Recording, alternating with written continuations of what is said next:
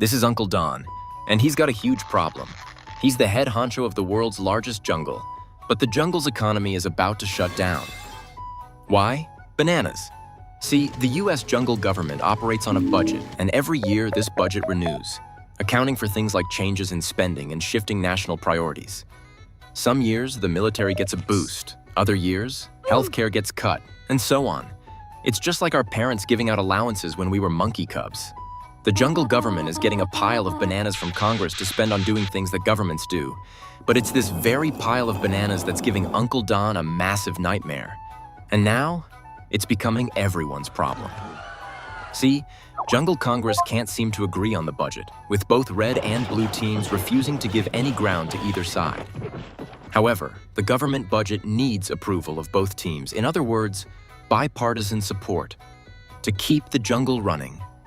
But while this bickering happens at the top levels of the jungle, the average monkeys are the ones paying the price. Because a government shutdown means things like national parks, airports, and hospitals, which employ federal workers, would have no bananas to pay those same workers. And with a compromise nowhere in sight, Uncle Don has put out a warning to federal agencies, informing them to brace for mass layoffs, signaling that the worst has yet to come. So what happens when the bananas run out? Why can't red and blue teams see eye to eye? And what does this mean for regular monkeys like us? This is the US government shutdown explained. So remember how our parents would give us allowances when we were monkey cubs? What if mom wants to give us 10 bananas per day while dad wants to give us 15?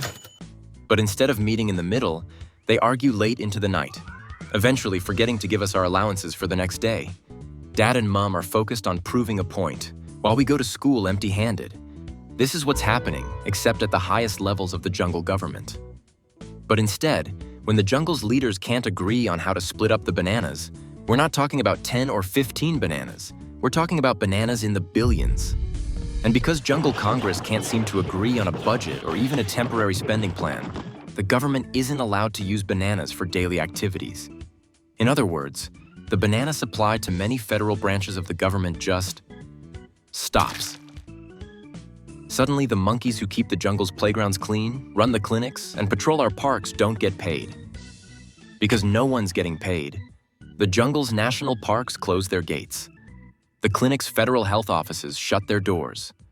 The government offices are shuttered except for the most essential services.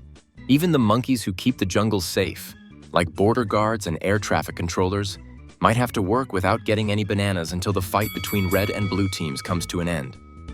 For the monkeys who rely on those bananas to feed their families, pay their rent, or just get by, a shutdown isn't just a political squabble. It's a very real crisis. But while regular monkeys' livelihoods are on the line, rich Congress monkeys seem more focused on winning the argument with the other team. See, if this isn't solved soon, scores of regular monkeys employed by the government will have no choice but to find new jobs to support themselves and their families. A terrifying reality considering the abysmal job market. But that's not all. When an agreement is finally reached, what happens to the jungle if so many experienced monkeys have already left? How will the government deal with the brain drain of losing so much talent and know-how? But to Uncle Don and the rest of his colleagues in Congress, this is a price both sides are willing to pay to make sure their version of the government budget gets passed, refusing to give any ground to their sworn political opponents. And now, the whole jungle is paying the price. But how did we get here?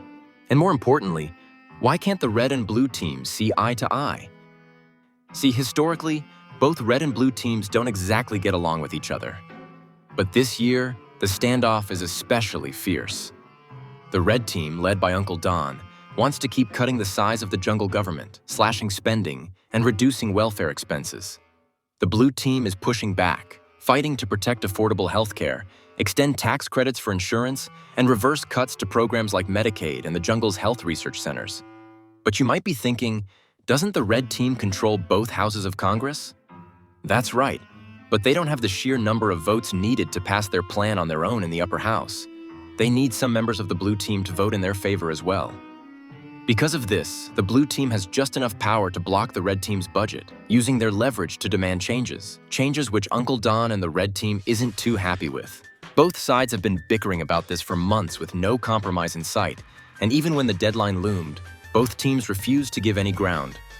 Uncle Don and the red team seem to believe that this shutdown will be blamed on the blue team, the seemingly stubborn minority blocking the salaries for hundreds of thousands of workers.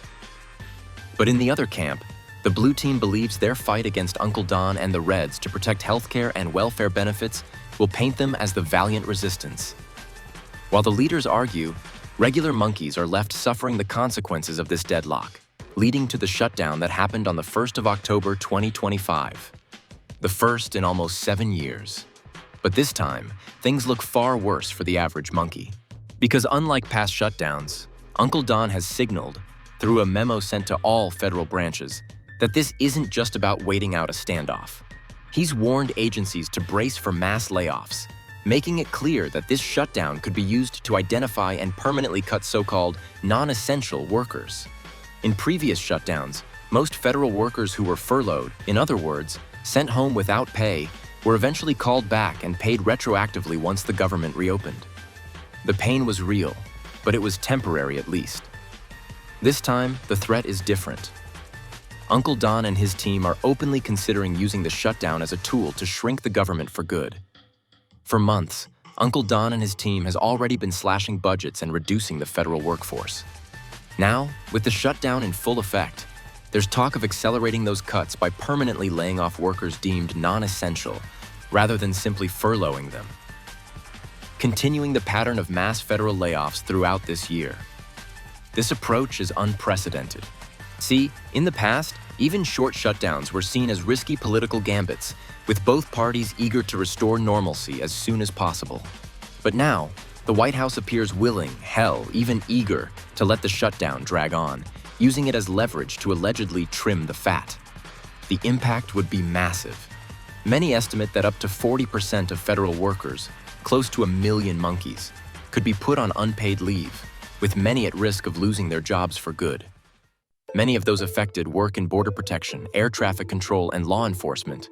What most would argue falls under essential services. And as such, these will keep running, but with skeleton crews and no pay. But it doesn't end there. National parks, health offices, and countless other services will close their doors, leaving millions of monkeys without support. This year, the stakes aren't only about missed paychecks or closed parks.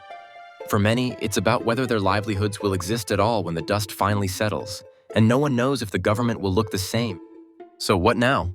The bottom line is this. While the red and blue teams bicker in the treetops, it's the regular monkeys, the ones who care for the sick, manage our flights, and keep the jungle running, who are left dealing with the consequences. For the rich and powerful, the shutdown is just another round in their endless game of one-upmanship.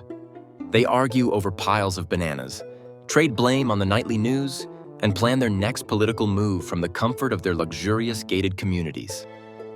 But for the middle and working-class monkeys, this isn't a game. Every missed paycheck could mean no food on the table, or sleepless nights wondering how to pay rent and make ends meet. It's families forced to choose between groceries and medicine, workers lining up at food banks, and dreams put on hold while the powerful squabble overhead. The truth is, most monkeys just want to be able to live their lives. They just want to do their jobs, care for their families, and live with a little dignity. But in this shutdown, they've become pawns, casualties in a game they never asked to play.